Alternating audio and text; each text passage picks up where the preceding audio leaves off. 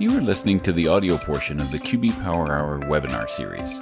The QB Power Hour is a free biweekly webinar series for accounting professionals presented by Michelle Long and Dan DeLong, who are very passionate about the industry, QuickBooks, and apps that integrate with QuickBooks. You can find out all the details about the webinar series at qbpowerhour.com. So without further ado, here's Michelle and Dan. We were actually going to be having the QB Commerce come on today and talk about some of the things that are planned for that. But technology being what technology is, things got a little postponed. So pinch hitting today is, this is like a cleanup batter, but rather than a pinch hitting now it's Ted Callahan. So Ted was gracious enough, and I had just happened to be in the San Jose area. So threw out the idea, hey, why don't we do this in person? Right. And Ted was gracious enough to actually be here today. Now, I just want to make sure, yes, this is a little peculiar, and I appreciate everyone's bearing with us because one, Michelle's not here. If you haven't noticed, she actually broke her foot on her trip, and it's actually has a doctor's appointment during this very time. So this is all very weird because normally we do these things not in person, and here you are sitting next to me, closer than 6 feet, but Right. but we got to do what we got to do. And I normally have a second monitor and able to try to track everything. We've got Kim from Intuit monitoring the Q&A and the chat. Monitoring us. Yes. Good idea, because we need it. But today we're going to be talking, Ted is, you did a survey, and Intuit did a survey, and we really want to kind of unpack some of that with the changes in, we'll get into that, but we're going to be talking about some of the technology advancements and the insights from the survey. But of course, Sal's not here today, and she will be joining us next time on the Power Hour. My name, of course, is Dan DeLong. I'm owner Danwit. I work here at Intuit, not here, but at the company in Tucson, Arizona for nearly 18 years, co-hosting today and also the workshop Wednesdays over at School of Bookkeeping. And Ted, as if you need any introduction, but tell us a little bit about yourself and what you do at the Intuit mothership here. Yeah. So I've been into it about 5.5 years, and what an amazing time to have been at Intuit and in technology and in the accounting space. So I've been working on a number of different, I would say, aspects and kind of spheres of influence while I've been at Intuit. Notably started in the self-employed group and then was part of QuickBooks Live. And now I'm over in the accountant space. And so I've been here for about 2.5 years, leading the accountant segment, and now in a new role that we talk about as driving the partnership with all of y'all and our most strategic partners to make sure the community understands our strategy and our words, where we're connecting what we're doing to the why of what does that product or that care experience look like, have that engagement with the community, bring the feedback back into the organization, and then advocate on behalf of the voice of the accountant of what do we need to see differently in the product to help all of you ensure that your clients are being as successful as possible. And I just wanted to talk a little bit about, your or Intuit's idea of, because I see on the social media and Facebook groups and things that, there is this segment of, hey, Intuit says you want to hear this feedback, but do they actually talk to businesses? Do they actually talk to accountants? And I just wanted to talk a little bit about, that you actually do have an accountant council, right? Which is, talk a little bit about what that is and how big it is and how often you have that kind of conversation. Sure. Yeah. And I would say we have the way I would talk about it is we're actually programming out 3 distinct tracks by which we're engaging the community in conversations. So the first, which you talked about, is what we call our accountant council. And so that's where we convene a group of accountants twice a year in person on the campus. And the goal of those sessions is really to have our product teams come in and say, here's the roadmap over the next 3, 6, 9, 12 months. Here's specific experiences that we're planning on developing. Here's our approach to this problem, and getting very real feedback on what would that experience need to look like if we have some, visualizations, we actually walk the accountant council through that to get their in. So that's one of the ways. And it's got to be really hard because, you're thinking of things in the future that haven't even happened yet.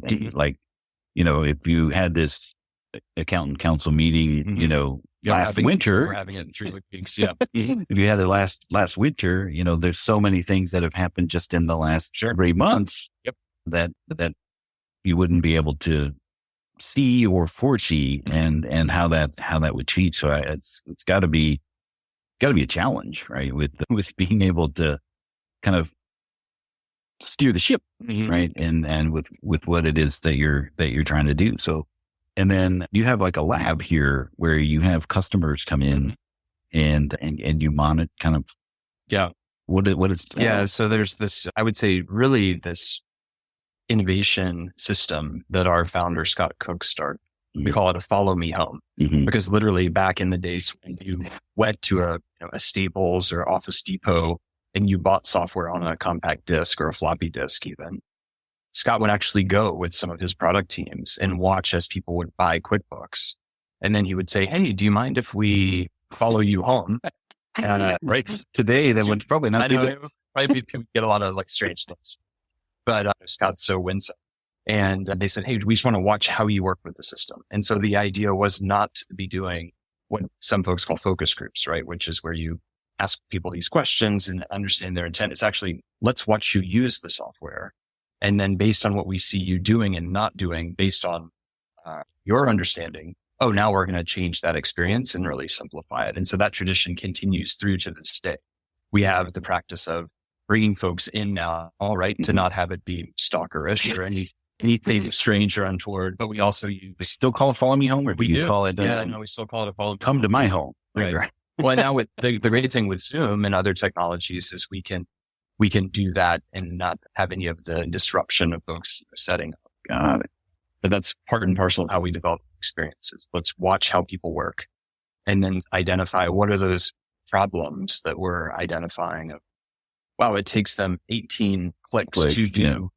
If we just made this, a button right here, how could that defy their experience? So a little bit about the details of the QB Power Hour. It's every other Tuesday at 12 Eastern.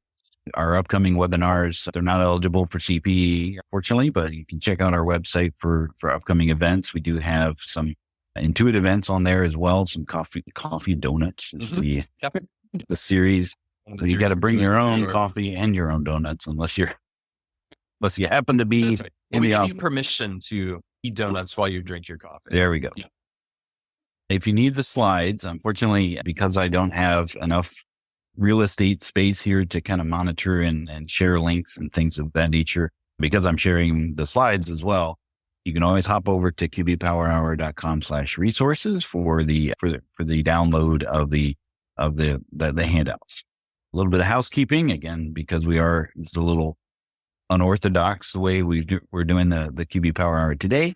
Q&A, please, if you have specific questions about, the topics that we brought up, Kim is helping us monitor those things and letting us know if we should direct our attention to the questions. Please put those in the Q&A, but please do anything that, if you have feedback or anything like that, I can post the webinar. I can share that with Ted and Kim and the team here.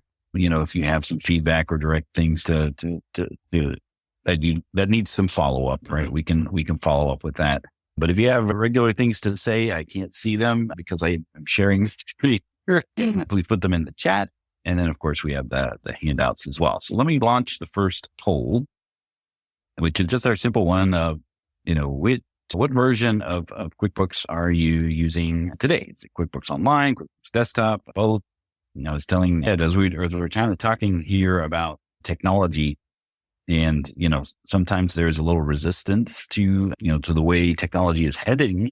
Back in when I started at Intuit in 2000, that was the first year in QuickBooks Desktop 2000 that you required an internet connection and you had to download payroll tax tables, and just there was a lot of resistance to technology at that point because, there was some people had a very adamant stance that they were never going to, over my dead body, type of thing, clutching their QuickBooks, but they were not going to be attaching the internet to a computer that had their business data on it. And there was, at that time, I think it was, some people were justified, right? Like with that fear with it when it came to technology and embracing that technology. But look at where we are today, juxtaposing that, 23 years later, that here we are, the main flagship QuickBooks is an online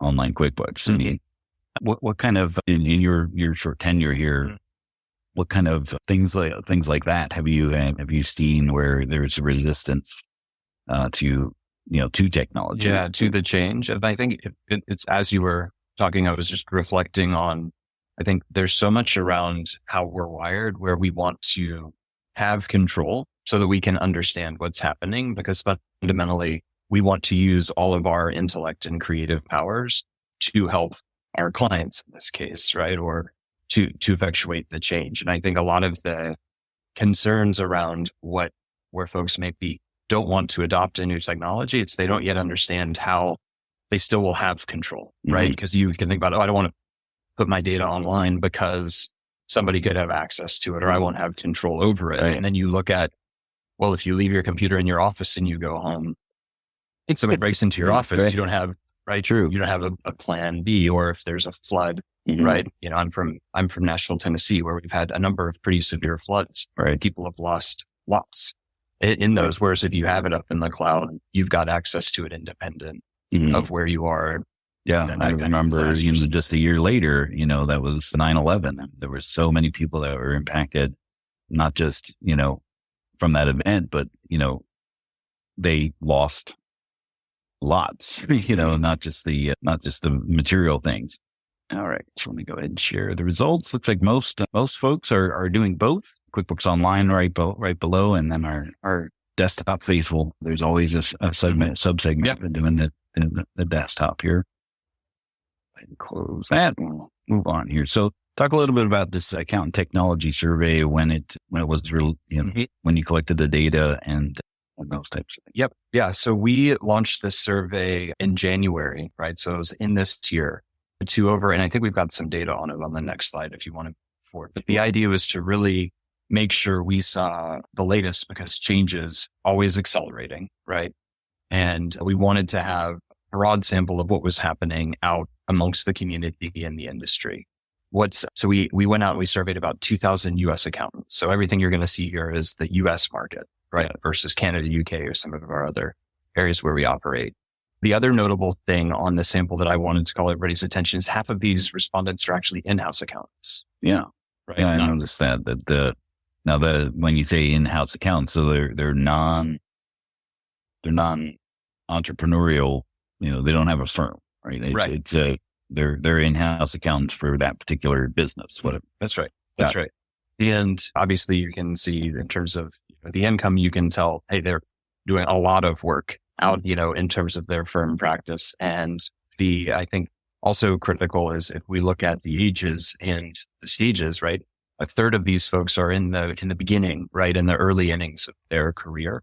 So we're getting to have a broad swath of perspective here, both in and out, in-house accountants, and then those that are in firms, as well as those that are more recently employed in the industry, which is, one of the themes that everybody's been talking about, is just the talent shortage. Right. So those are a couple of the pieces just to give everybody grounding of who comprised the set of really great insights. All right. So let's unpack some of these results. So job satisfaction is high amongst accountants. So talk a little bit about that. I mean, that's a surprising thing. So why do you think that's surprising then?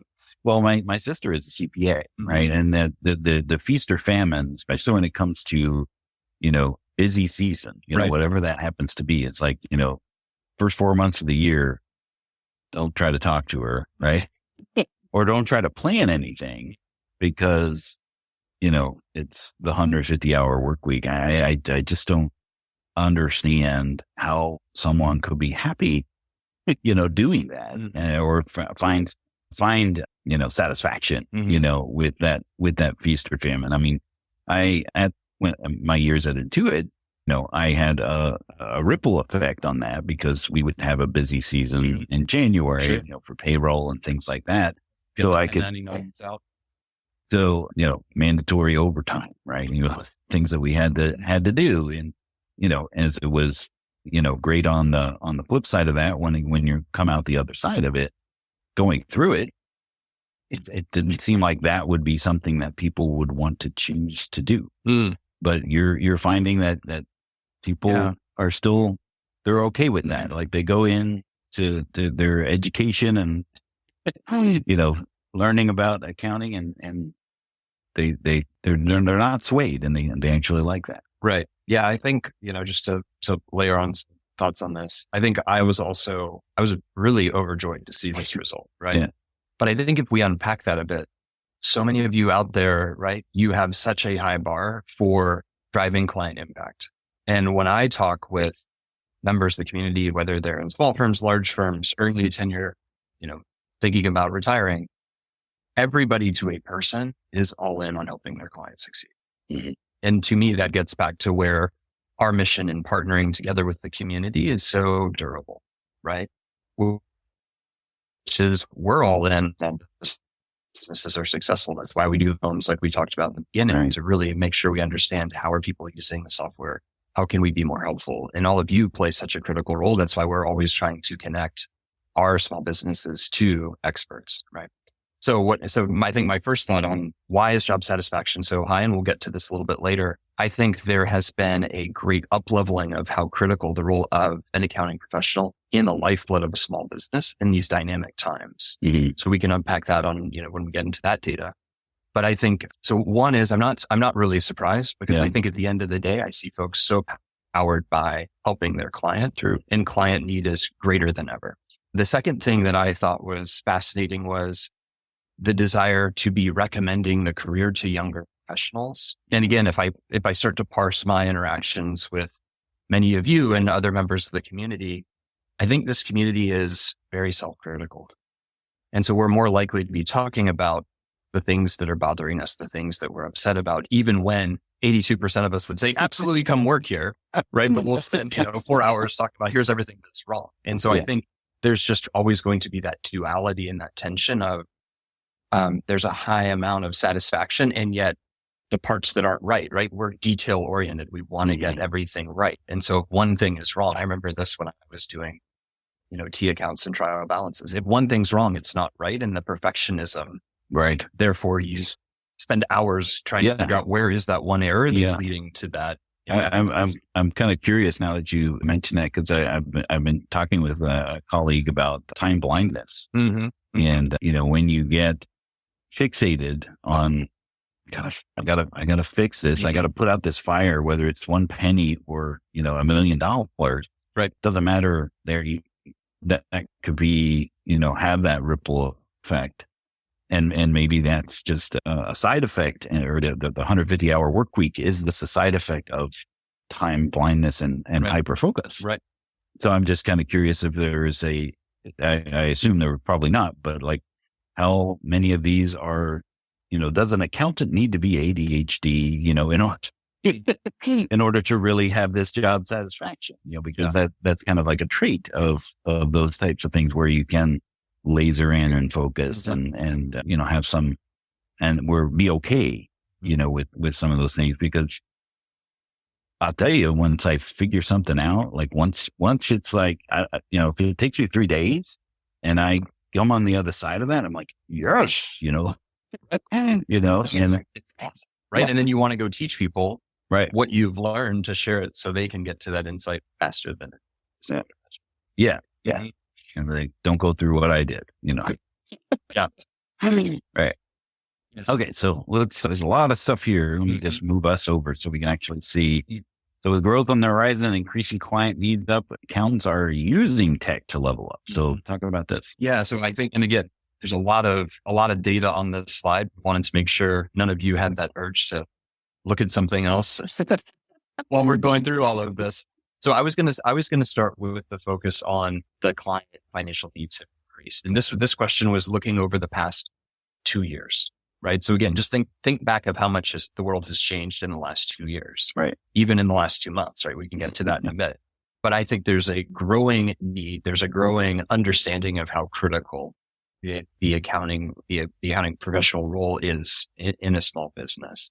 And businesses are growing, right? There's a lot of growth that's happening, whether that was fueled with some of the e-commerce boom that we saw in the pandemic, right? And now that's kind of slowing back down, but that now we're seeing home building has picked back up and home sales, even as interest rates are, continuing to go up. Some of the input prices are now coming back down, right? So it's such a dynamic time. That's when you need access to real-time information. You can't be waiting for your books to be, up to date later. You need that insight now to be making the best decisions. So to me, that's the heartbeat of part of this. I think the fact that so many folks are using technology to help their clients' needs, it's to your point, if you're not using technology, think about how many fewer clients you would be supporting. Right. If you think about how we're automating the bank feed and driving so many improvements in workflow with, experiences like our books review processing, books online for accountant, where now we're basically showing you, here are the exceptions and you can quickly manage the exceptions. Much, much faster ways of working that are enabled by the technology. I think on the other side, if we think about the role of technology in small businesses, we're seeing more and more small businesses are using and adopting new technologies, but then they're turning to their accountant and they're saying, hey, what tech stack do I need as I look forward, right? And so that advisory set of services around what is that app stack and how do you enable workflows with the latest? Again, to me, that's this fun area, I think, of growth in the industry.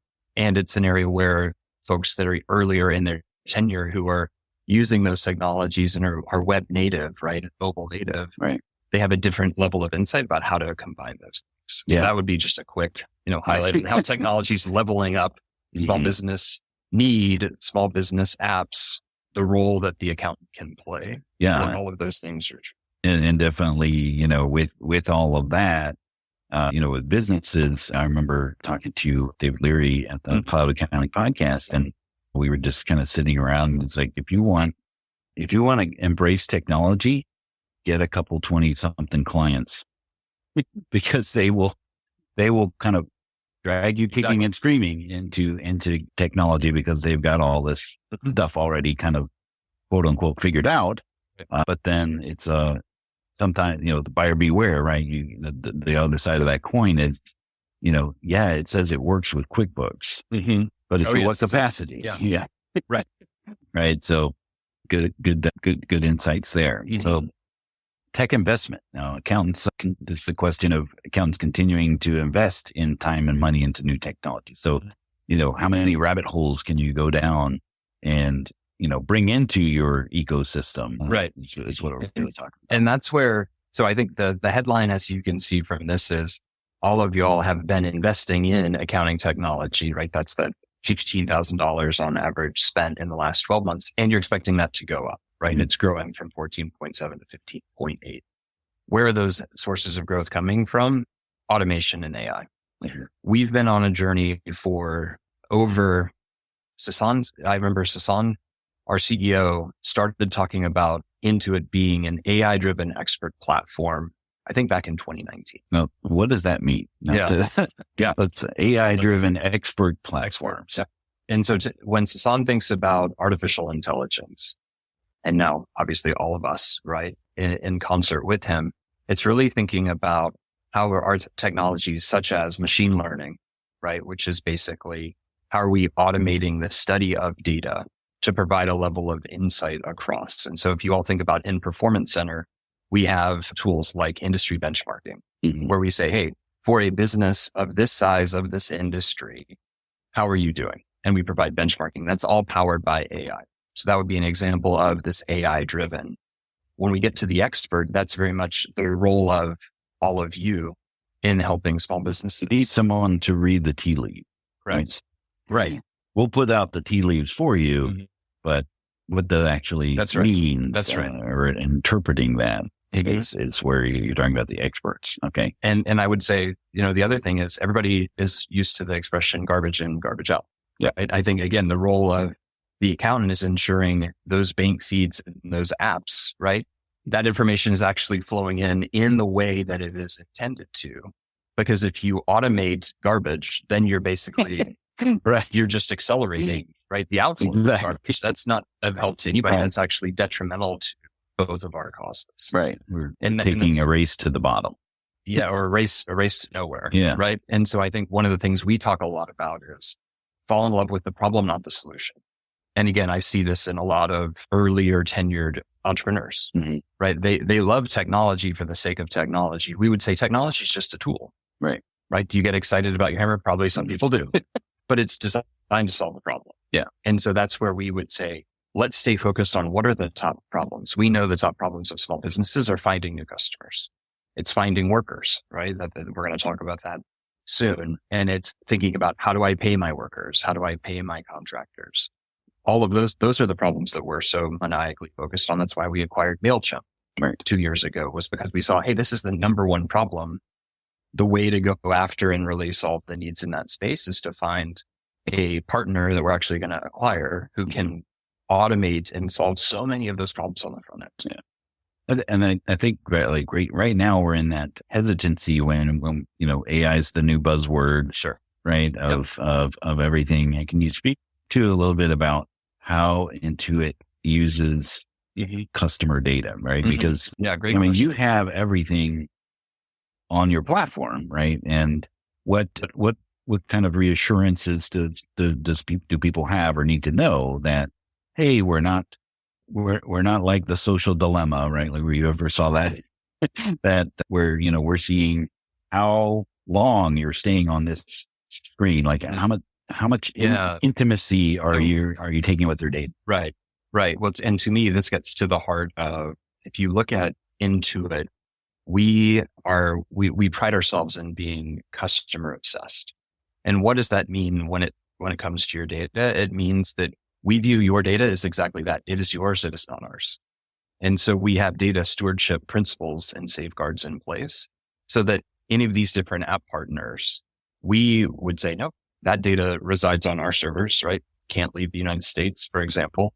For those businesses, we're not going to be sharing that in any way that would violate our stewardship principles, because we know so much of that trust. You got into the hesitancy on the first slide about when folks don't want to adopt new technology. They want to make sure they're in control of their data, as they should be. And so we have taken that to heart. We've operationalized it. We actually have to take a training every year, all of us. I remember. Yeah, the entire crew on what are these data stewardship principles, right? And so folks want to request their data, they can have access to it. They want to download it because they're leaving us or they're having to close up shop, right? When we failed on our mission of ensuring that small businesses get to remain successful, they can download that off the servers and have it for their own purposes and record keeping. Yeah. I had a thought and it went away. Oh, some of the things that, as far as embracing AI and automation, I don't know if anyone saw it on the Facebook group. Hector Garcia actually made himself into a bot and fed in, all of everything that he had into a bot where you could ask Hector, an AI version of Hector, what questions about, QuickBooks Desktop, because that's a little bit more unchanging. It kind of the way that, and then he's working on a QBO version of an Ask Hector bot. That is very commendable that he would put himself out there in such a way that, kind of gives his stuff away as opposed to, the old model of, well, just hire me out and then I'll tell you. Yeah. No, I think the advent of these large language models, right? LLMs or ChatGPT is one of the versions of that, right? So that's an area that we've been also investing in at work on for a while. And again, I think one of our biggest areas where we've actually been working really closely in partnership, even with policymakers, our chief data officer, Ashok, was out in DC talking about the potential and the danger of this, right? Yeah. And so again, that's where we're being extremely thoughtful and mindful of how do we safeguard data in the advent of some of these new technologies. We're being extremely careful, as you can imagine. We're building our own data set out. So we don't have to. There's plenty of disaster movies based off of this potential outcome. So I would say it's an area where we are doing lots of experimentation and work, and we will only bring offerings to market when they meet all of our highest standards for data stewardship, integrity, and being trustworthy. I think another area, going back to your great question on, hey, why are folks sometimes cautious? It's saying, well, I've been working in technology for a long time, and there's always been this kind of furrowed brow when you talk about artificial intelligence, and then before that, these models, right? And it's because they're black box, and you kind of say, well, I don't know why it's telling me this answer. And I think so much of the art of getting any of these technologies right, going back to the tool analogy, is can people understand why this tool is making this recommendation?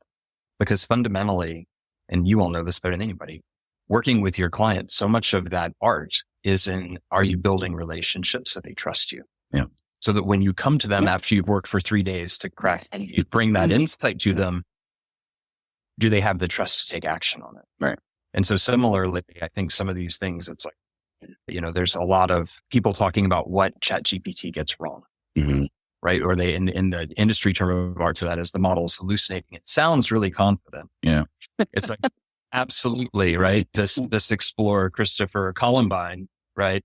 Who discovered, Japan. And it's like, no, that wasn't right at all. But it's so confident in that. And I think it's making sure people can understand the why of the recommendation, because I find a lot of the why is actually far more interesting than the insight itself.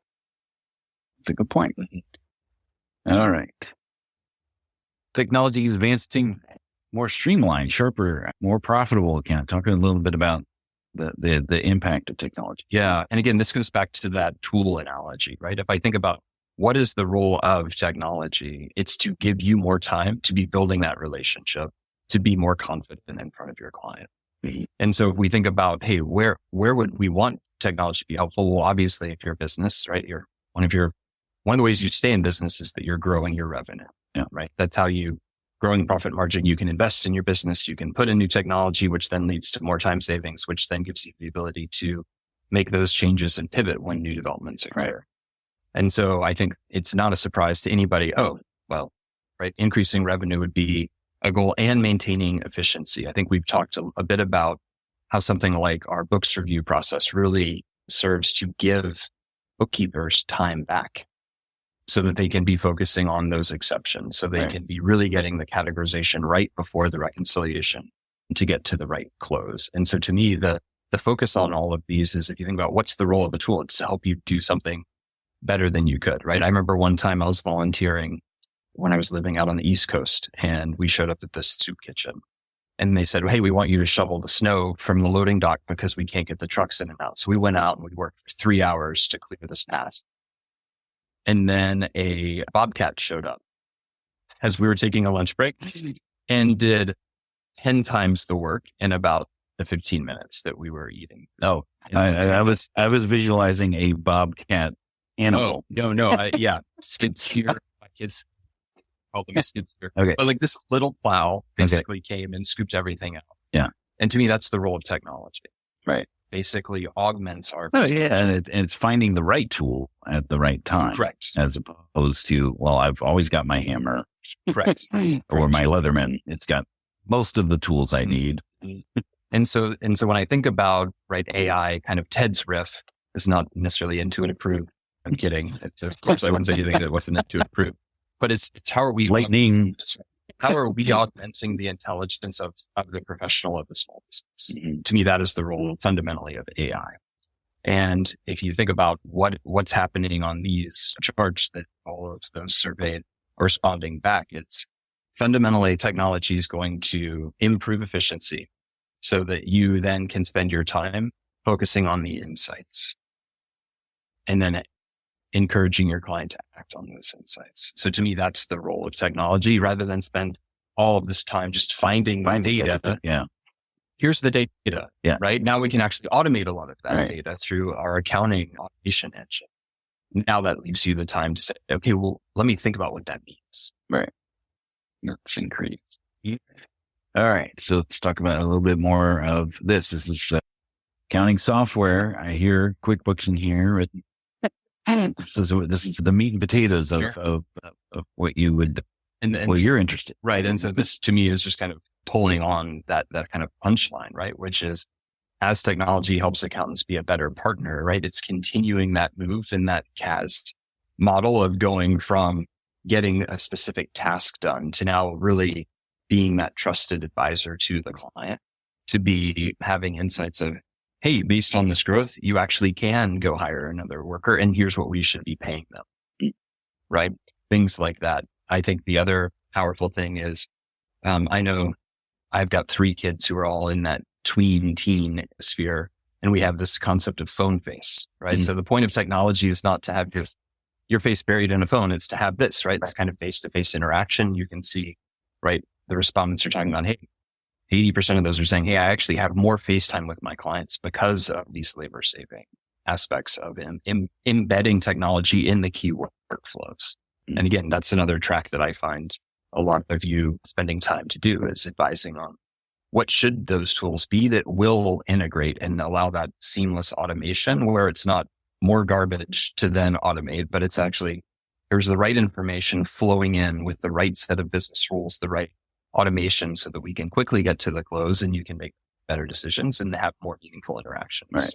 Like, I just, the thought just came into me, like one person I'm working with, their workflow is a report, and the way that they find anomalies in the report is they put their finger on the screen and scroll and then look for an anomaly in the number. I mean, there's, that is not the way to, free up time, right? I mean, but that's what has been working, right? And that's part of the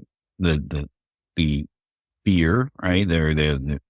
The juxtaposition of how do I choose the right technology and get that right tool so that I don't have to hold my finger on the screen, because I know this works. And to me, the other benefit of technology, when that app stack is aligned, now you've got the fidelity. Oh, this transaction looks suspect. You can click into it and we'll present to you, here is the receipt for that. Is it categorized appropriately or not? That you don't have to go back and find the receipt when you're on site again, right? It's all automated and available to you quickly. So there's not that. Yeah, that's a crazy workflow. You're talking about, let's keep moving. All right. So let's launch our second poll here. And this is, I've been sharing the first poll. See, this is why I need another screen. So let me go back here.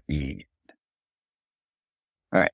So do you feel, this is just a general question, do you feel that technology helps you spend more quality time with your clients? So any thoughts up to this point, Ted, that kind of like, as you've been talking about it, I mean, you've been digesting this data for, the better part of a few months. What have you been seeing as far as the output and the changes, the direction maybe that Intuit is headed? Yeah, I think one of the things you asked in the very beginning, hey, how is Intuit staying close to the community? And I think that's a good time to remind everybody, on our Firm of the Future blog, we publish every month. Here's what we've been hearing from the community in terms of top areas of either problems that you're encountering with the products or areas of opportunity where we could go further, right?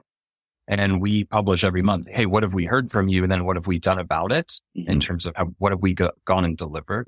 So, for example, we just rolled out a new version of Custom Report Builder, where we took a lot of the community's feedback on, we'd like to see more reports. We'd like to see more fields included. We rolled those out. And now the community's saying, oh, wait, so things have changed, right? And now I've got even more appetite to use this. Here, can I have more? Or, hey, this workflow could be improved in these various ways. So that's one of the ways that we're continuing, is to make sure that feedback loop is tighter than ever. And again, I would encourage everyone to go to, we call it Your Feedback in Action.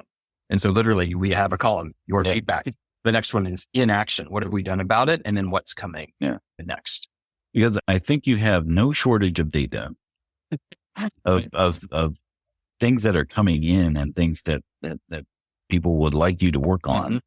And, I have a unique perspective of being one of the listening posts for that, for my time, on the phones.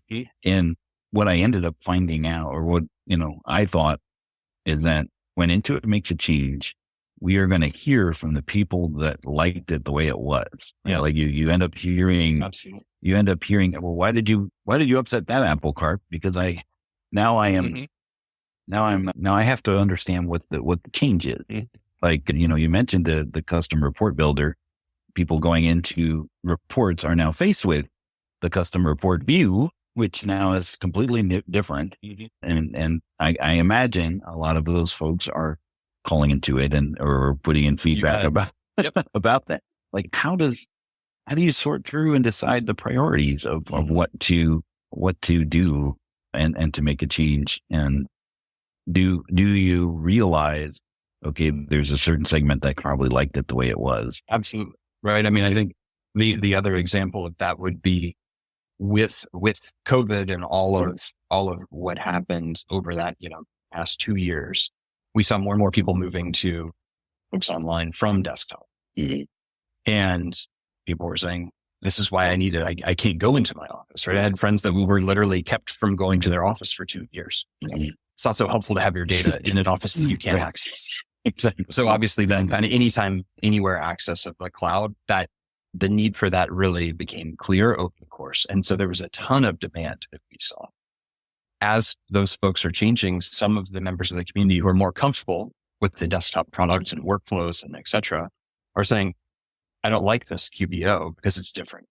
Yeah. And so I think exactly to your point, there are these knock-on effects of as folks get moving and they're used to the old way, they have to learn a new way. There's a 3-month period to get used to that, both on the client side and on the accountant side. And then if you talk to all of those, right, you're one of those, right, it would say it's well worth getting to that other side, but you got to go through people call it a J curve, mm-hmm. right? There's a period of investment without return. Yeah. And then you start getting the ROI on the other side. And so I think there's a lot of that of, hey, have we vetted our vision and our strategy? And the answer is yes, right? That's why we have the partner council, either accountant council, as we call it. It's having the courage of your conviction to be willing to learn in public. One of the things our general manager, Alex Chris, talks about. Right. Right. Like real courage is the willingness to put something out there so that people can begin getting benefit, even as we know it's not the version 10 that we want it to be. We have this concept of getting the minimum viable product out and then iterating to what we need it to be with the input of the community. Right. And so by definition, that means we're not launching any perfect thing the first time. Right. And you're well aware of that.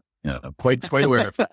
And to your point, I mean, looking here, that yes, once I learn and adopt it, it helps me save time. It's by and large, the overwhelming response here. So right. It is that J curve that we understand, what's going on here. So we have 15 minutes. So I want to make sure we give it. There's a lot of questions. So I should make sure we get some time. All right. So real-time financials, insights. So this is their access or instant data, right? So talk a little bit about this. Right. And so to me, there's a big difference between instant data and real-time insight. Okay. Right. And so the way that I would talk about this is data just is, right? It's a collection of information. The transformation of data to insight, that's the role that all of you play with your client. And I don't need to tell you what that is, better than I do. But I think there's to me, the bar of insight is, can we provide a level of scrutiny of the data mm-hmm. where we've transformed that into something that we should be doing differently or we should continue to, right? To me, it ultimately has to manifest in the form of action taken, right. Or we like not to take that action because of other information that we have or a hunch. But I think the concept of real-time financial insights is something that you can only have when you have that modern app stack, right, with real cloud accounting technology. And you've got that partnership with your client to be able to have that ongoing discussion of based on what we're seeing, right? Prices are happening here.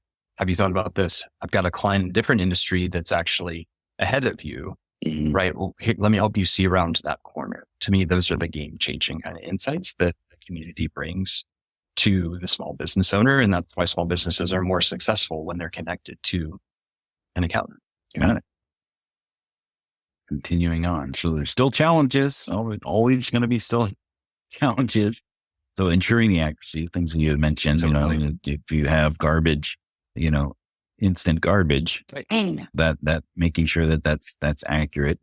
Training, of course, that J curve, and then recruiting a tech savvy talent are the three biggest concerns. Talk a little bit about. Yeah, absolutely. And something we launched actually very recently based on feedback from all of you is the ability to understand the third-party apps that you implement inside QBO. Those can be a source of amazing streamlining of workflows, or if they're implemented incorrectly, or the small business chooses the wrong app partner, it can be the source of a lot of mess in the records books. And that to me is where the training and the accuracy go hand in hand. And so we've recently launched the ability inside QuickBooks Online Accountant where you can drill down and see the status of your clients' apps. Are they working, right? Are the feeds flowing the way you would want them to or not, right? Again, it's just a big request. So that's one of the areas where we're providing in response to community feedback, right? We're changing what we're delivering and ensuring that app ecosystem, QuickBooks Plus, right? These different third-party apps are working the way that we can. I think on the recruiting side, we've got some more. If we go to the next slide, let's dig into the talent pipeline. Okay. And I think you and I were talking before we started, right? Of just the talent shortage that I think there's a lot of hand wringing in the industry about. There's certainly a lot of headlines and discussion of, hey, what do we need to do to change this? Should we change the CPA exam, right? It's a big, active thread in social media these days. And I think folks are looking at, there's a decreasing pipeline of talent in the form of college grads coming into the industry for a variety of reasons. The brand of what it means to be an accounting professional, the perception that the work is really long hours, to your point of 150 hours, right? All of that kind of stuff. Yeah. I mean, and another thing is that, it's now that because it's now technology backed, right? I remember when I went to college, the computer science majors were being learned on something that wouldn't exist by the time they graduate. That's right. And now accountants are kind of getting that phase too, right? Where they're learning concepts or things that aren't necessarily going to be useful, on that, by the time they're ready to take on. So, I mean, that's gotta be a challenge, for the state of the way things are right today. Yeah. I think the challenge is definitely multifaceted, right? And so one aspect of the challenge, I think, is if you look at how the accounting industry is changing, right? Moving into the CAS space, increasingly on the advisory, I think what a lot of the firm leaders I'm talking to, they're actually looking for a different profile to hire. They're looking for the business major, the econ major, not necessarily the accounting major, because that's the person who's more adept with financial modeling and then the ability to go interpret those insights for a business, right? And provide some of that analytics firepower. So that's a change that I'm seeing. I think also the folks that are having challenges hiring, it's like, where do I go find these new skill sets? Or how do I just hire the right, person to do the bookkeeping so that I can now scale myself and my other partners? And there, what I'm seeing, those that are winning that war for talent, they're leaning into what really differentiates them. And to me, it's those that are winning on the intangibles. They're winning on culture, right? They've built a sense of team and a core conviction around maybe an industry vertical. And that's an exciting space where people are interested. I know about econ. Let me go help, or let me go learn more about econ by working here so that I can then go do my next thing. And so those are some of the places where we're seeing that real time. And then the other call out was mentoring, right? That's a way I see a lot of folks partnering at the university level with those up and coming folks, and they're guiding them on how to make those career choices. And then when they go into a big firm and they're ready to make a move into a smaller firm, because of that connection, they're more willing to join the ranks of their mentor. Yeah. Go out. All right. So a few things before you go, and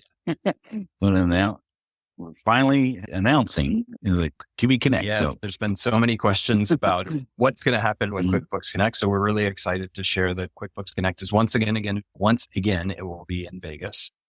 People loved being in Vegas for all kinds of different reasons. It was easier to get to, right? There was more attractions. There's even better food, right? People loved the food. Last year, QuickBooks Connect, it was just a phenomenal conference. I know I was on a high from all of the interaction with all of you for months after. So we're going to be back at the Aria in Vegas. It's going to be in November, right? November 14 through 16, like ahead of the holidays, right? Because I know how the time compression that occurs. Yes. In that period, right? And in the run up to year end.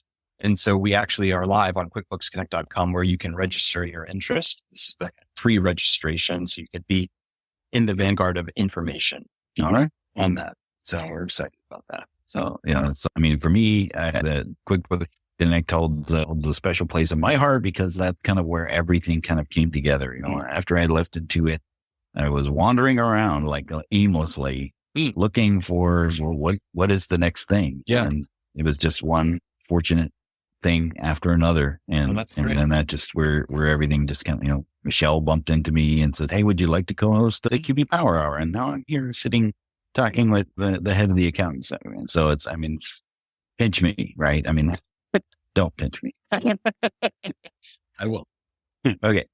All right. So thank you. Let's take a look at some of the comments here. I will follow up with an email. Always go to our website about the PDF of the slides. So we'll make these slides available. They'll have the links there so that you can go check out the From the Future blog and things of that nature.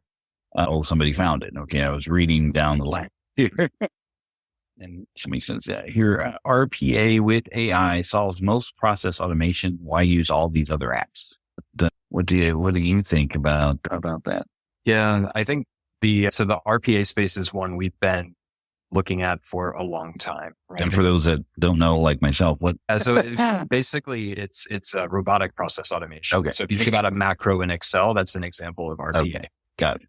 And so I would agree. And I think if you look at, some of the other large tech companies, they're worried about being disintermediated because of what these technologies can provide. And so I think it's a great question. I think the answer is, I think it depends on what apps for what purposes, right? So certainly some of these you can see there's going to be change, but I have time to go into all of that. But I think it is the right question to ask of, what are the work to pull it out, right?